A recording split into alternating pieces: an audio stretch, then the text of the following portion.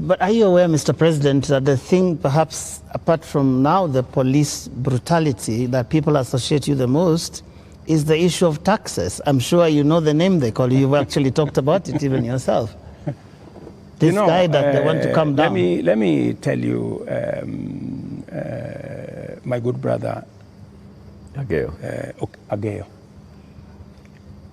When I came into office and I assessed the situation, and it was no longer possible for us to borrow money, I had to be honest with the people of Kenya. I had to tell them we have two options, right? And even as we imposed taxes, we explained, we made sure that there was adequate, elaborate public participation on what it is that we were trying to achieve. And let me tell you the following. I have done the best that I could globally.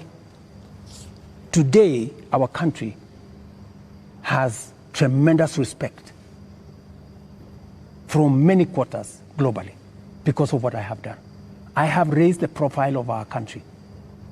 Today, I was in Narok, and the tourism numbers in 2022, 1 million tourists. In 2023, last year, 2 million tourists.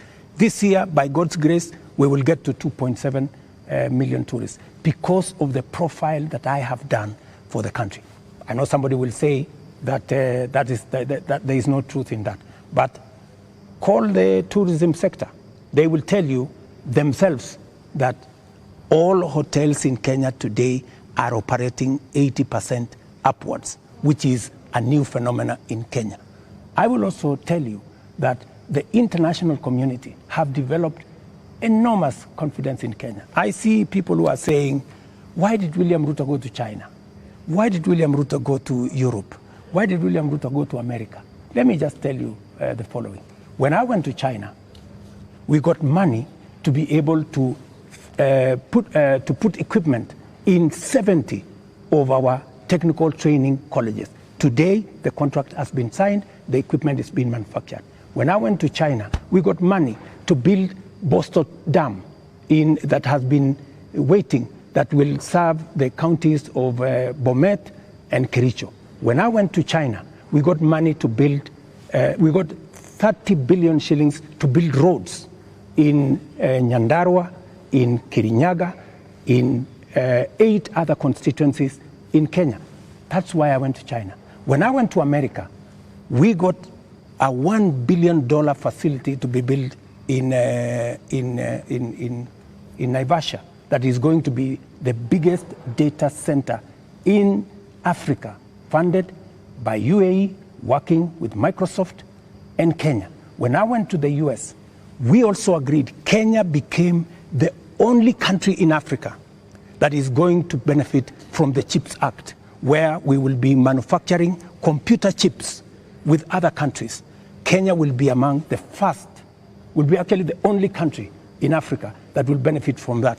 And so many of the young people who I see today, those are my targets for the future. So it doesn't bother you that there's this tag on your head as a president who has overtaxed Kenyans, and that the sufferings that we are going through is because of excessive taxation that you have imposed on Kenyans? That is what I was asking about. You see, if I am called ZAKAYO, yeah, because I have explained to the people of Kenya that the option we have is, if we continue borrowing, we will go down the cliff. If that is what is going to take Kenya to be saved from a debt default, I don't mind being called ZAKAYO, because it is a sacrifice worth making.